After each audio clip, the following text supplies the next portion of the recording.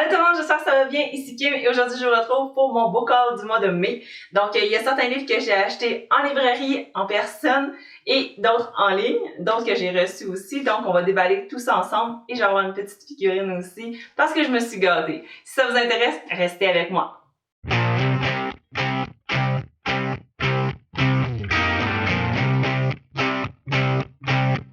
Donc, pour ceux qui ont suivi ma dernière capsule de nouvelles littéraires, vous savez que la compagnie Abaka avait fait une collaboration avec David Goudreau, l'auteur qui a fait vraiment le design du t-shirt pour pouvoir remettre un 10$ à la cause Aide tes libraires. Et le t-shirt, je suis vraiment contente, il est super doux, de qualité et évidemment, je suis vraiment contente de la coupe et du dessin. Donc, on va commencer avec les premiers livres que j'ai achetés au cours du mois. Je vous préviens, c'est pas un book haul 100% québécois, donc maison d'édition québécoise, auteur québécois, avec librairie québécoise, indépendante, tout ça, mais il est très proche. J'ai fait un effort là-dessus quand même. Donc, les deux premiers livres que j'ai achetés, donc il y avait Simon Boulris, Javotte, publié chez les éditions Léméac.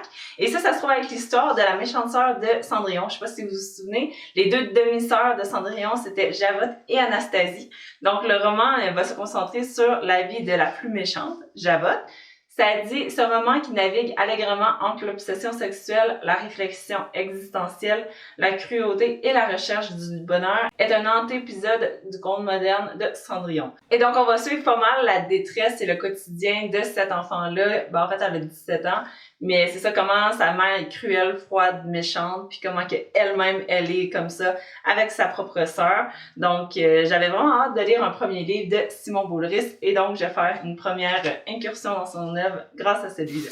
Le deuxième tome que j'ai acheté dans cette même commande-là, c'était The One par John Marrs. Puis c'est un roman pour adultes en anglais qui va voir le jour sur Netflix très bientôt. Donc ça va être 10 épisodes si j'ai bien vu. Et la question qu'il pose, c'est jusqu'où irais-tu pour trouver The One? Donc la personne qui est biologiquement faite pour être ta douce moitié. Alors, c'est la promesse que la compagnie Match Your DNA te fait. Donc, tu fais le test d'ADN, puis ils vont chercher dans la base de données quelqu'un qui a fait le test aussi qui va être associé à toi. Donc, c'est vraiment super bon parce qu'on suit la perspective de chaque personnage. Donc, dans chaque chapitre, on passe d'une réalité à une autre, puis on apprend un peu comment eux ont découvert avec qui était pairé, s'ils ont été pairés avec quelqu'un, parce que c'est pas une garantie nécessairement.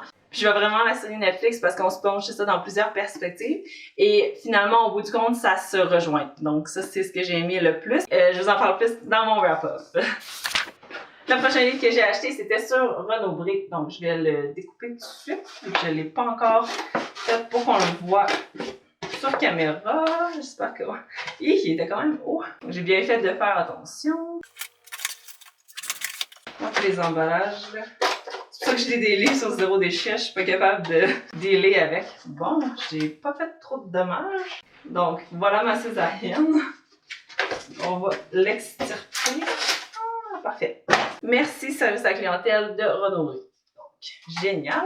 Donc, c'est Élise Turcotte, il est vraiment beau. J'aime vraiment les livres de Alto. Je trouve qu'il y a la couverture mat ici, mais le haut, il est comme lustré. Donc, je trouve ça vraiment bien. Puis à l'intérieur, il y a des pochettes comme ça que je vois beaucoup. Surtout chez les publications américaines, qui permet, quand t'as pas de signet, de vraiment venir tenir juste ici. Donc, moi, je trouve ça super pratique, là.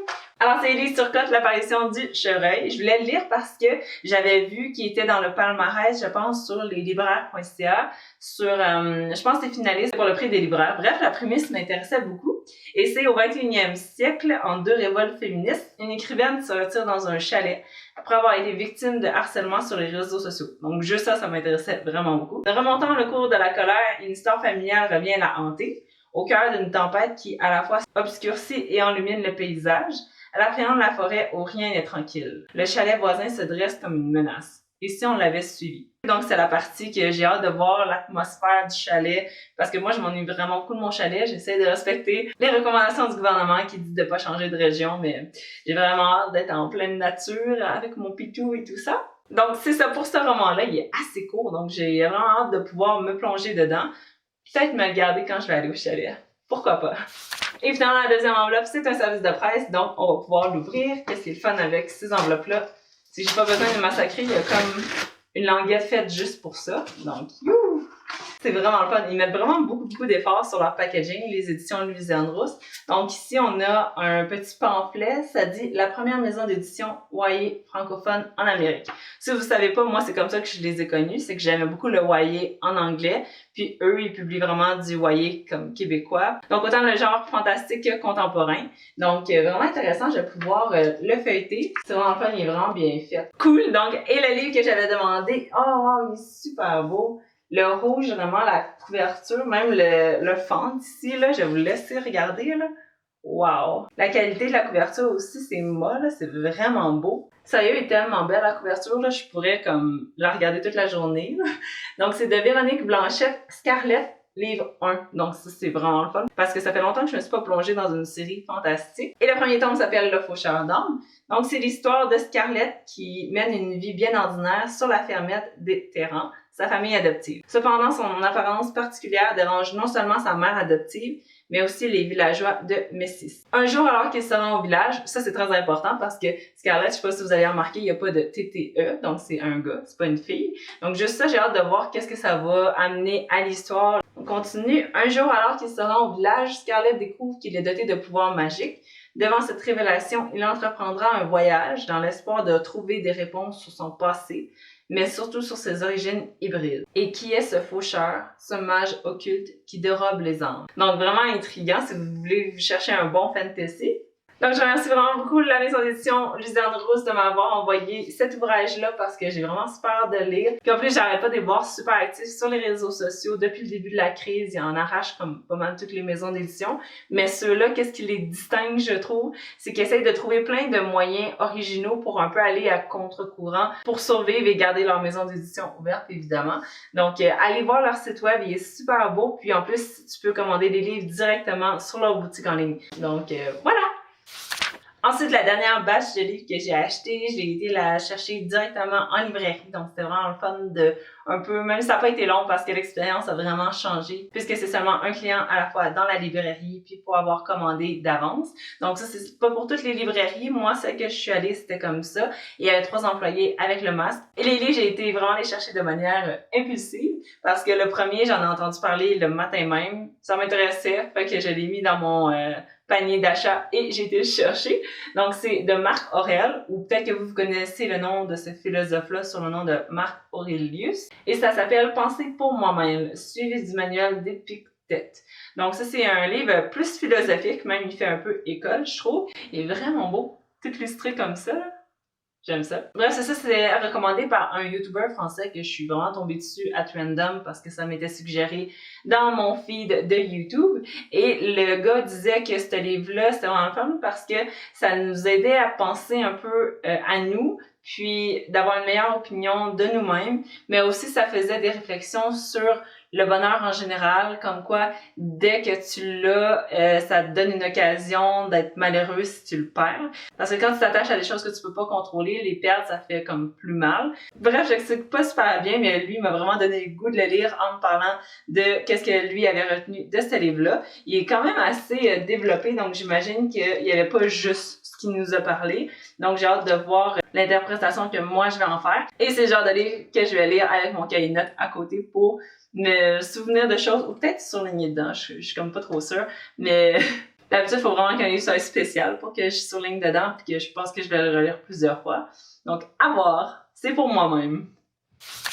Et finalement, l'autre livre que j'ai été chercher, c'était Cynthia Dulude, Bien chez moi, maison, corps et tête. Donc, c'est un livre vraiment qui file comme un magazine à cause qu'il y a vraiment plusieurs sections, puis elle couvre vraiment plusieurs sujets. Mais les conseils qu'elle donne, au lieu que ce soit comme dans un magazine plus saisonnier avec des produits nouveaux et tendances, Cynthia a acheté sa première maison à 24 ans, comme moi dans le fond, sauf que moi j'ai eu beaucoup moins de rénovation qu'elle.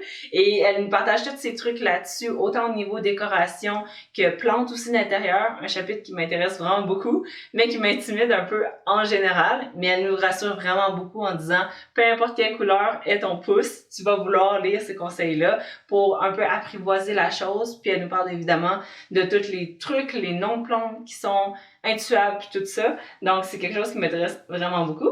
Évidemment, qui dit maison, dit ménage, donc elle nous donne vraiment des trucs aussi d'organisation, ces petits trucs aussi de zéro déchet, puis tout ce qui est être bien dans son corps aussi, pas juste dans son environnement. Et puisque c'est une YouTubeuse beauté, évidemment qu'elle a un chapitre sur la mode et le maquillage. Donc un livre vraiment avec beaucoup de style, beaucoup de photos. J'aime vraiment beaucoup la disposition, puis les images, puis comment le texte est fait. Il y a vraiment eu un gros travail là-dessus, puis ça paraît. Donc j'ai hâte de vous dire mon avis. Jusqu'à maintenant, je l'ai commencé hier, puis j'ai dépassé la moitié. Donc ça ne saurait tarder. Alors, c'était les 6 livres qui ont rejoint mes bibliothèques au cours du mois dernier. Donc, je suis quand même pas si pire parce que même si j'en rentre 6 nouveaux, j'en ai lu 3 là-dedans, donc 50%. Donc, je suis quand même assez fière de cette nouvelle habitude-là que je prends. Évidemment, quand tu achètes un nouveau livre, tu as comme hâte de le lire tout de suite. Quand on en achète 6, c'est plus difficile de les lire toutes d'un coup. Fait que je vais comme briser un peu le pattern de je l'achète, mais je le lis juste dans 4 ans. Évidemment, ça va quand même arriver encore, mais j'essaye de le limiter un petit peu pour un peu aussi garder le hype. Tu viens de l'acheter, tu veux le lire tout de suite. Donc, je pense que je fais des efforts quand même. Justement, pour ceux qui m'ont écrit des messages pour savoir quand est-ce que j'allais faire mon on-haul que j'avais promis dans mon vlog de 1000 pages, c'est fait, là, je l'ai fait en fin de semaine. Donc, vous pouvez aller voir mon story Instagram. Je les ai comme regroupés pour pouvoir mettre ça plus simple. Il y en a quand même plusieurs qui sont partis, donc je vais mettre les updates de ceux qui restent. Alors, vous irez voir ça si vous voulez des livres pas trop chers, bien entretenus, parce que c'est ça, j'ai comme unhaulé, je pense, 70-72 livres. Donc, c'est quand même pas mal, presque une centaine sur mes 300-400 que je possède. Donc, ça a fait un gros trou, ça va faire du bien. Ceux que j'ai gardés, je compte les lire éventuellement. Donc, ça me fait comme aussi un peu un reminder de tout ce que je possède. Peut-être pas pour vous, mais acheter seulement 6 livres dans un mois, c'est quand même pas si pire. Je me suis retenue. Parlant de retenue, je me suis pas pantoute retenue hier quand j'ai vu une figurine de la princesse Disney, Belle. Puis je l'ai vue, je suis comme, oh my god, je la veux. J'ai été la chercher la journée même, moins de 2 heures après. Donc un autre achat impulsif. Mais pendant le confinement, j'avais réécouté la version avec Emma Watson de Beauty and the Beast. Puis j'ai vraiment beaucoup aimé ça. C'est sûr qu'il était pas parfait, là. La scène où ce qui donne la bibliothèque était complètement ratée versus sa version originale. Mais c'est ça. Donc je me suis acheté une petite figurine. Je connaissais pas ceux-là jusqu'à très récemment. Ils sont vendus chez Imaginaire, une boutique de jeux et de livres aussi en français, donc très québécois aussi. Ça a commencé à Lévis-Sherbrooke. Donc je suis super fière de les encourager pour acheter ma vignette. Donc j'ai été la chercher en magasin. Et voilà. Ok, donc je ne m'alarmerai pas, mais je l'ai en pièces détachées. Donc, c'était pas si pire que ça. J'avais juste peur d'appuyer trop fort quand je l'ai mis. Mais je suis sûre que ça tienne bien. Donc, voilà! Non, je la trouve super belle, surtout avec le mouvement dans la robe puis dans les cheveux là, qui tiennent tout seul au vent. Là, je trouve ça vraiment super cute. Puis évidemment, elle a un livre. Si elle avait pas de livre, je pense que je l'aurais pas acheté. Puis peut-être que c'est un unpopular opinion, mais j'aime vraiment plus sa robe casual bleue comme ça que la jaune de balle qu'elle avait. On la voit, tu viens? Ouais, pas pire. Donc, elle va être juste en haut à surveiller le couple diabolique.